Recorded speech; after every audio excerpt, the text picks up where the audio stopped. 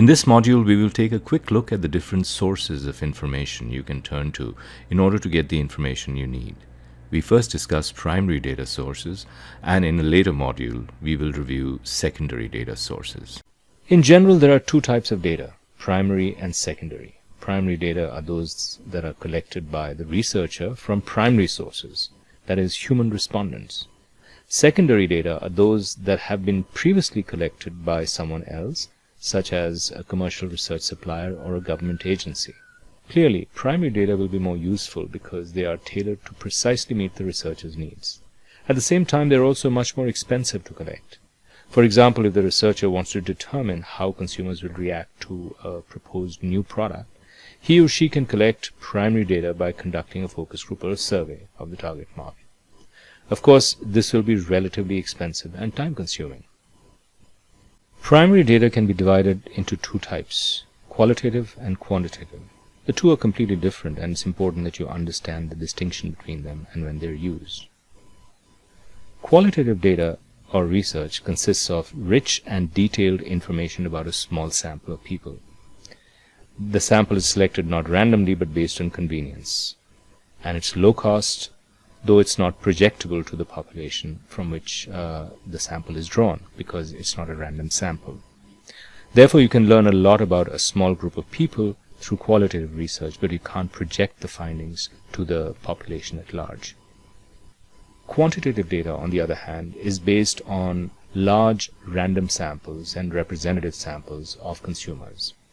It is quantifiable because it is based on structured questionnaires or mechanical observation, which yields numbers that can easily be analyzed statistically.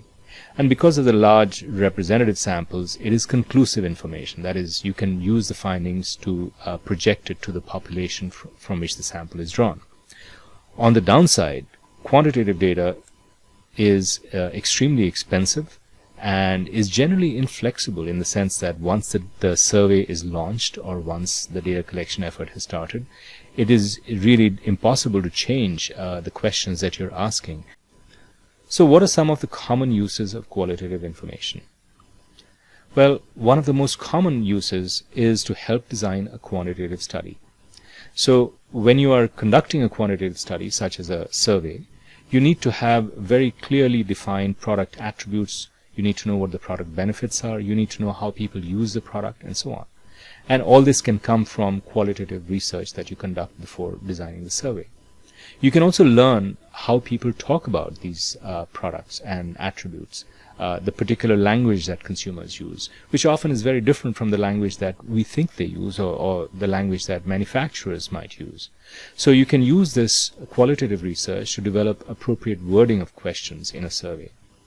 And finally, you can look at qualitative research to find the range of possible answers that you might get in a survey, because you can then create categories of those answers and include them in the survey itself. So you can anticipate what people can say. So all of this makes it very useful to conduct qualitative research before designing a quantitative study. You can also conduct research that is qualitative after conducting a quantitative study in order to get insights into any findings that you didn't expect.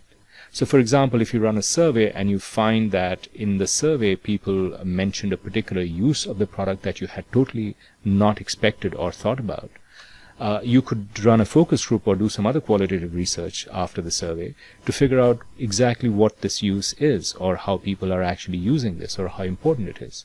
So that's another very important and interesting use of qualitative research. And finally, you can brainstorm for ideas using qualitative research. And this is particularly useful because qualitative research is not structured. It can be quite unstructured and freeform. And so it becomes an ideal method to develop creative strategy, to think about new ideas for products or campaigns. Some of the common methods used in qualitative research include focus groups and depth interviews, expert surveys, and so on, and we'll discuss many of them later on in the class. Now, what are the common uses of quantitative information? Well, quantitative information is very important in measuring or benchmarking consumer perceptions and other aspects such as attitudes, behavior, satisfaction, and so on. and to track these changes over time to see how consumers are moving or evolving over time in their attitudes and in their behavior. It's also useful to predict consumer response to changes in the marketing mix, changes in product price, promotion, and distribution. So you can anticipate how people might respond to a price cut or a change in the product formulation or a new advertising campaign, and so on. And finally, it's used to conclusively develop segmentation, targeting, and positioning strategies. So a major use of quantitative information is to develop or identify segments that can be targeted or would be the best prospects for a product, and to develop a positioning strategy for targeting those particular segments. Some of the methods used in collecting quantitative data include, of course, surveys, but also panels, people meters, UPC scanners, single source data, and so on. And we'll discuss more of these later on in the class. So a big question that you should ask at the start of any research project is whether qualitative data is appropriate given the objectives or quantitative data is appropriate. So let's look at some examples of each and help you understand the distinction between the two and when one would be appropriate and when the other would be appropriate. Here's an example. Pennzoil Quaker State, which markets Total Shine polisher and cleaner products, wants to come up with ideas for creatively communicating the product's benefits through a TV commercial. Should it do qualitative or quantitative research? Well, here you really need to look at the creative strategy and figure out and think about new ideas to communicate the benefits through the advertising. So this doesn't really call for a large-scale survey because you will not have the flexibility that you will have in qualitative research to probe different ideas, to get people to think about different ways of doing this. So a qualitative research would be appropriate in this case. Here's another example. 2 different commercials for Total Shine have now been developed. Management wants to know which of the 2 will be more effective in favorably influencing target customers' preferences for Total Shine. So here the problem is very clearly defined. You have what you want to find out is the effect of advertising on consumers' preferences. So it's not so much about creative thinking or thinking outside the box, etc., but it's more about showing people different ads and seeing how they respond to them and measuring their responses in terms of customer preferences. So for this, a quantitative survey will be much more useful because it will allow you to conclusively say that commercial A is better than commercial B or vice versa. Whereas if you do qualitative research, even if you have clear preferences for one or the other, you couldn't really project it to the population. So you would have to do a conclusive study later on in any case.